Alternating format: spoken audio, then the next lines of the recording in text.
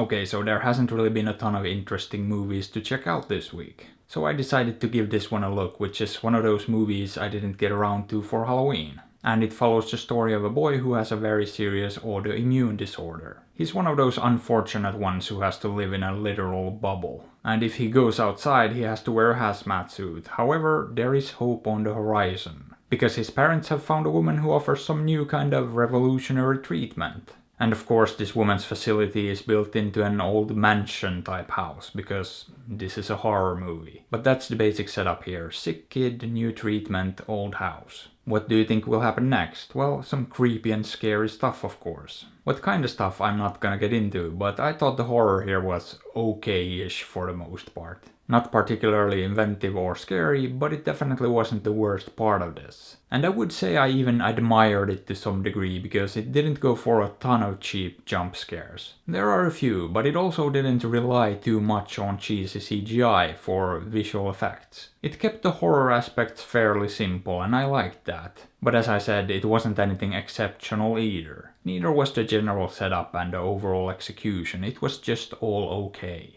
But it just failed to really impress me in any regard. Everything was just sorta decent-ish. Kinda bland, but I wouldn't call it terrible, although some of the acting wasn't exactly amazing. Especially the dad, he just wasn't very good, and the kid was just sorta passable. But none of that was really a huge issue. The biggest issue was the actual story. Now, to be fair, for the majority of the runtime I wasn't too bothered with the story either. Everything made more or less sense, and I would say it was fairly coherent. However, when what's actually going on is revealed toward the very end, and it's actually only toward the very end when things start to come together, and they reveal some more details, that's when this whole thing falls apart. Because not only does it stop making sense, but the stuff that actually still makes sense is just so dumb. I mean, with a movie like this that is just so-so and not very impressive for the most part, you could still really bring it home with a nice twist and a great clever reveal. Or you can do what this did and completely drop the ball, although it's not all bad news, because it dropped the ball so hard and became so bad that it actually won me over. It just plunged right into good-bad territory, and I was actually having a blast there. I genuinely let out a legit snort laugh at one point, that's how much I enjoyed it.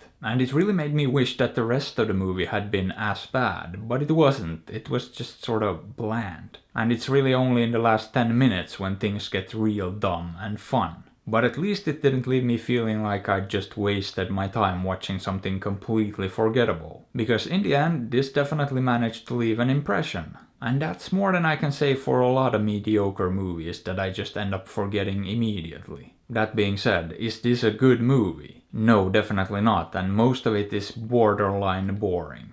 But by some miraculous turn of events, it still managed to be kinda fun in the end. Albeit for all the wrong reasons, but fun is fun and I can't deny I enjoyed it. However, would I recommend it?